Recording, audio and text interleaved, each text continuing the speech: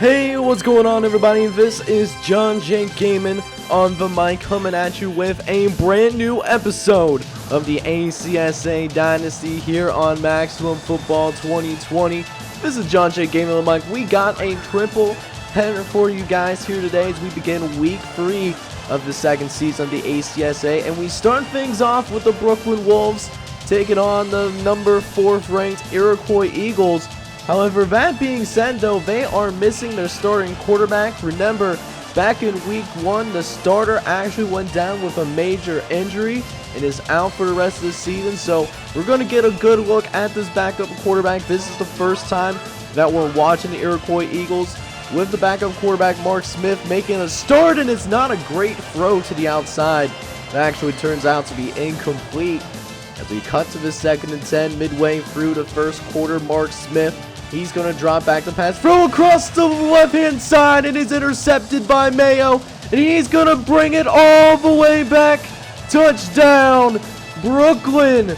And the Brooklyn Wolves jump ahead of the Iroquois Eagles. And matter of fact, Brooklyn's off to a pretty good start, man. Up 13-3. We got ourselves an upset alert in the making as Brooklyn kicks things off to the Iroquois Eagles. Slow start for this offense for sure, as we're hoping this special team unit can make a statement, and that's exactly what they needed to go ahead and get them back into this ball game. Touchdown for the Eagles, and it's now back down to a 1-possession game.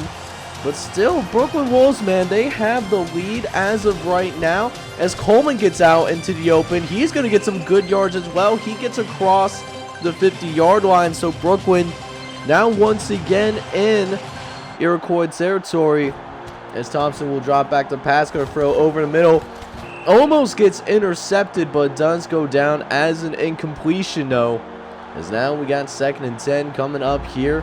Thompson dropping back once more, going to throw to the right hand side, that's also for an incompletion. As we come back now on a 3rd and long after 2 straight incompletions, Brooklyn forced to throw it here once again, except Thompson's going to run for it. He has green grass to work with right there and is going to be able to pick up the first down as a result of that. So the drive still continues, and this running back from Brooklyn, he's been getting some good runs in for sure, as he picks up another first down right there on the ground. So you certainly love to see that. Is now 1st and 10, going to throw over the middle, finds Webb, dives for the end zone. They're going to mark him short though. He's going to be marked at the 2-yard line. So you hate to see it. I thought he got into that end zone. Let's see if it costs Brooklyn as they get in anyways, even with the pass interference. And it comes back to a 2-possession game. So now the Iroquois, they need to come up with some kind of response, because right now this game has not been going too particularly well. I mean, giving up to a team that finished with maybe 2-3 wins last season, now they have you on the ropes. Not a good look if you're an Iroquois Eagles fan. As you throw over to the left-hand side, gets it out to Dunmore. He's able to pick up the first down here in the process. As now we got 1st and 10 coming up here. Smith going to drop back the pass, going to throw over the middle to Martini. He picks up the first down once again. The Eagles on the move once more. A few plays later now, 3rd and 5 coming up. Mark Smith looking to make a play. He's going to throw one deep to the left-hand side.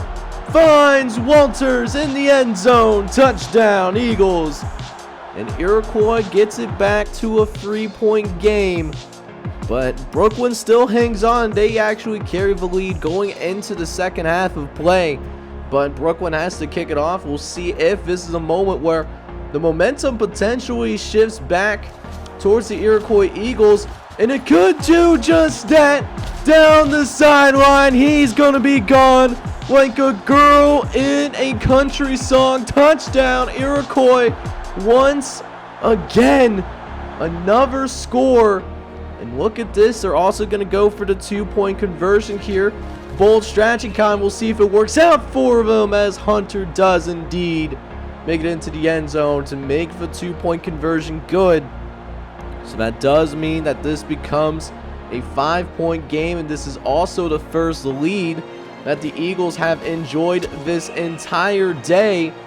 We'll see if this is a moment where Iroquois really starts season momentum in this ball game. Because now we got 2nd and 5 now. Smith gonna drop back. He's gonna throw short over to the left-hand side. Finds Maben. He's a dangerous weapon. He already has 2 kick return touchdowns for that special teams unit.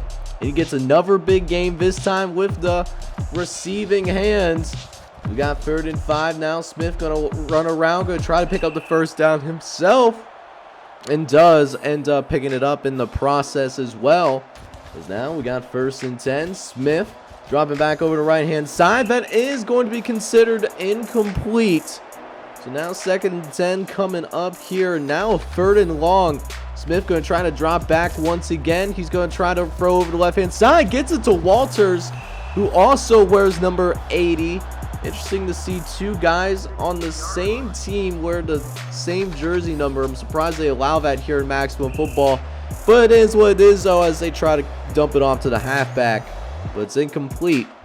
Because now we got 2nd and 10 coming up. Smith going to go to the left-hand side. Hand it off to Hunter.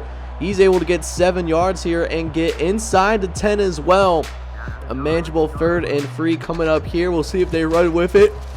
And they will do just that as Hunter fights forward and gets to about the 2-yard line. 1st down for the Eagles. As Smith will again drop back. Going to throw quickly over the left-hand side. Finds Thomas in the back of the end zone. Touchdown for the Eagles. And Iroquois starting to really pull away with this thing. It's now 32-20. And Brooklyn just cannot manufacture any offense here in the second half. You hate to see it, as Brooklyn really looks like a team that was poised to go on upset alert. As Smith will go over the middle, and it's almost intercepted actually. Brooklyn really needed that, but they aren't going to get it this time around. But at least they have a 3rd and long that they got going on here, as Smith will drop back once more. Gonna send one deep. He has a man wide, butt naked open. And it's Maben again for the touchdown. Touchdown number 3 for this kid. And that's a huge difference for why the Eagles avoid upset. They improve to 3-0 while the Brooklyn Wolves continue to look for the first win of the season. So now we'll go ahead and jump into the second game of this triple header. We got the Bluffton Tech Fighting Muskrats, who come in ranked number 3 in the nation. They take on the Kennesaw Comets. You know, they're a pretty solid team, man. They almost pulled it off back in week 2, I believe. And now they play against a really tough team against the Bluffton Tech Fighting Muskrats.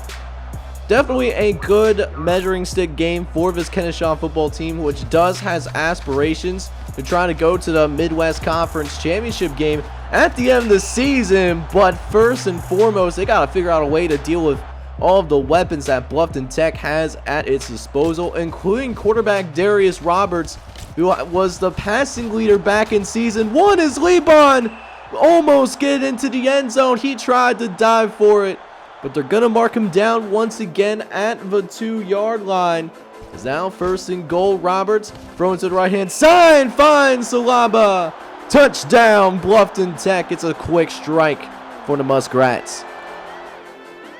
And that's going to be the biggest test for this Kennesaw defense. Can they do what it takes in order to contain Darius Roberts? Because Roberts is going to get his, but you can also pick him off.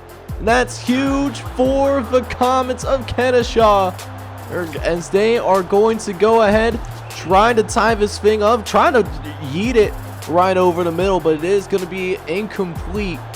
So now we got 2nd and 10 coming off of the interception, as Levine gonna drop back the pass. He's looking around, gonna try to throw it towards the corner of the end zone, but that's incomplete as well. Threw it into double coverage. It's very fortunate that that was not intercepted, as they'll have to try again. Levine somehow spinning out of it though, and does end up picking up the 1st down in the process.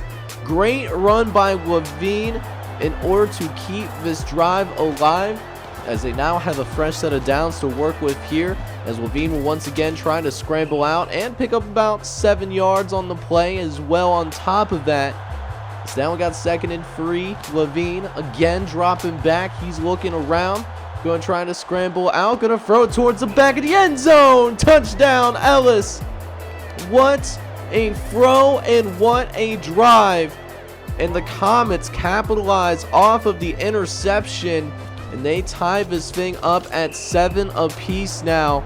We'll see how Bluffton Tech can respond, particularly how Darius Roberts can respond, throwing an interception on the previous possession as they go over the middle. Get it to Levon doing the rest of the work though, as he isn't gonna be caught, and he was gone. Touchdown Bluffton Tech, and they immediately seize the lead right back here. Levon with a huge run for a touchdown. And here comes this Bluffton Tech offense now, forcing a 3 and out on Kenesha as they try to throw over to that left-hand side. It is going to be considered an incomplete pass, as now we got 3rd and long coming up here. But we have an offsides penalty on Owen Hughes, and that's going to move this team forward 5 yards. And with one of the most explosive offenses in college football, that is the very last thing that you want to see. You don't want to do that. You don't want to give this team additional opportunities, as Roberts will drop back to pass. He's looking around, going to go ahead, scramble out of the pocket though. He's got some space to work with. He's finally brought down at about midfield. And that was a 20-yard run for Darius Roberts as he tries to throw from behind. Interesting little glitch right there in maximum football, but it's still an incomplete. As now we got 2nd and 10 coming off. Roberts dropping back. The Comets trying to send the blitz, but throws it short over to Davis. Davis has one man left to beat. He can't catch him. He's in the end zone. Touchdown Bluffton Tech. And another short throw, and the receivers doing the rest. Just the offensive weaponry that Bluffton Tech has returned for this season is absolutely insane. You can tell that the Comets on defense, they're having a hard time keeping up. We're only through the first quarter. They already allowed 21 points.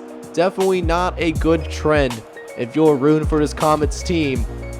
As they do have 3rd and long, going to throw over the middle to Levon, who somehow breaks through 2 tackles. And the rest is history. Another touchdown pass. This time to Robert Levon. Another score for number 12. And the speed absolutely deadly. And it now makes it 28-10. And Roberts going to try to add on some even more points going into halftime here at Bluffton Tech. Is now 2nd and 3. Roberts throwing over the middle, finds Levon again. He's dangerous, and he is a man on a mission. Put him out for murder, because he's murdering the secondary. 3rd score of the day for Robert Levon. Good God Almighty. And it's 35-10 going into halftime. And with 30 seconds left, Levon, he's just going to try to get something going here to end this first half. They need it right about now, man. As the Comets do end up picking up a 1st down on the play. We get to probably the last play of this first half. Levon's going to drop back the pass. He's intercepted by Dixon, no. And they go into the locker room down 35-10.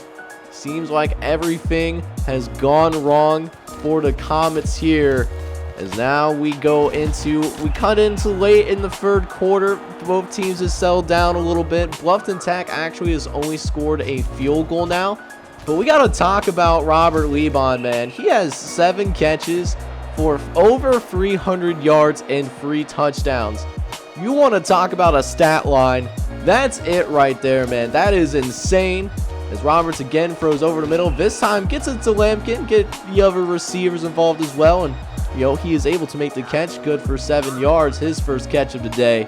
As Roberts will fake the pass, going to throw to the left-hand side, finds Lampkin again, his 2nd catch of this drive, and it gets him deep into Comets territory. As now 1st and 10, throwing over to the left-hand side, gets it to White, and he's stopped at the 1-yard line. Thought he was going to be able to dive into the end zone, but that didn't quite happen. As now 1st and goal. Roberts throwing quickly over to the right-hand side, finds Suwaba in the end zone again. Touchdown for Bluffton Tech. And that means that the Fighting Muskrats cruise to an easy victory here, winning this one by a final score of 55-16. So for the final game of this triple header that we got going on here today, we have the Hawaii A&M Sharks from the Rocky Mountain Conference going on the road to play against the Hebrew University of California. They are making their very first appearance in the ACSA Top 25. They currently are ranked number 20 in the nation, but that being said, I'm not too terribly convinced about this team. You've seen the overalls. They're sitting in the mid-70s right now, so I don't know if they have what it takes to remain in the ACSA Top 25, throughout the course of the season. But then again, I've been proven wrong before. Seattle College had a similar rating back in Season 1. They made it all the way to the college football playoff in that inaugural season, but we're going to see what they're made of. As Hawaii A&M, they are certainly no slouch whatsoever. They already have one non-conference win on their belt at the moment. As Pegasus, he's going to try to go ahead and scramble forward. He's going to pick up a little 5-yard gain on the play, to get a little 2nd and 5. As we're already here in the second quarter, neither team really separating themselves right now.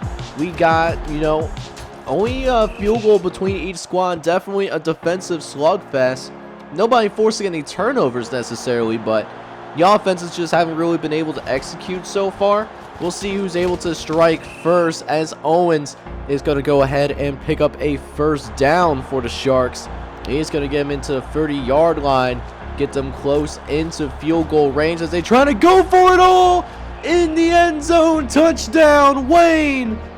And Hawaii A&M, their offense sparks fire first, getting the first touchdown of this game.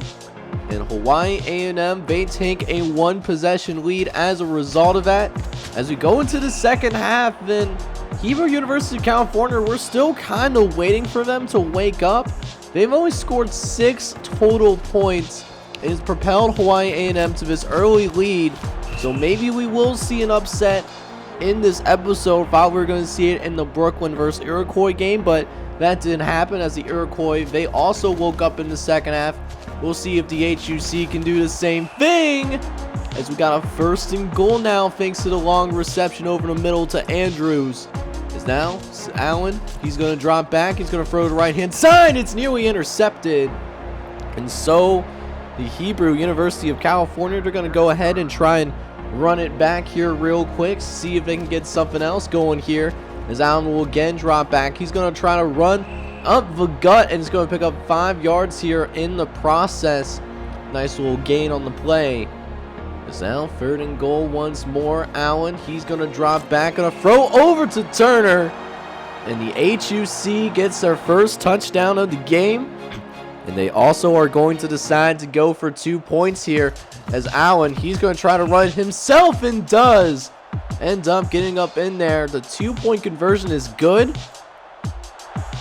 So for the very first time today, the Hebrew University of California is going to take its very first lead, as somehow that's intercepted by McLean. It was supposed to go over, but it was batted down, was able to pick it up, and they're going the other way. What an incredible touchdown grab right there. I have never seen anything like that before.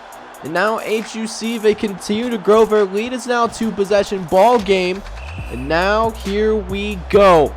Let's see what the Hawaii A&M Sharks have in store for us here. We get to the last 6 minutes of this ball game, and HUC is pulling away, starting to show a little bit why they're the 20th ranked team in the nation.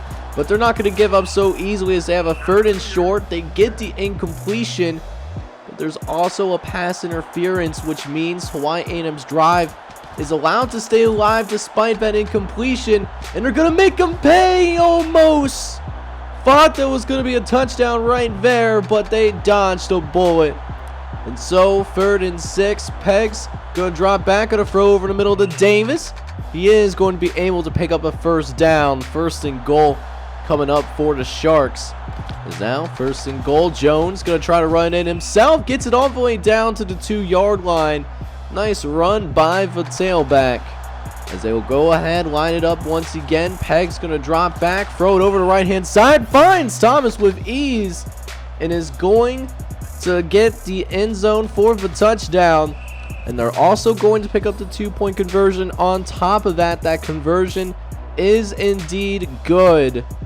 And so it's only down to a 3-point game. If the Sharks can get a stop here on defense, who knows? Maybe we'll get the upset that, has been so close, throughout this episode, but has somehow eluded these underdog teams. And it might be eluded here as well, as Roy gets behind the defense. He's not going to be caught either. Touchdown for the Hebrew University of California, and that's going to serve as a dagger as the HUC leaves with a 34-21 win, also improving to 3-0 on the season. So after the Hebrew University of California goes and take care of business against their opponent in Hawaii A&M, we'll go ahead and take a quick look at some scores around the ACSA that we did not get a chance to look at on screen.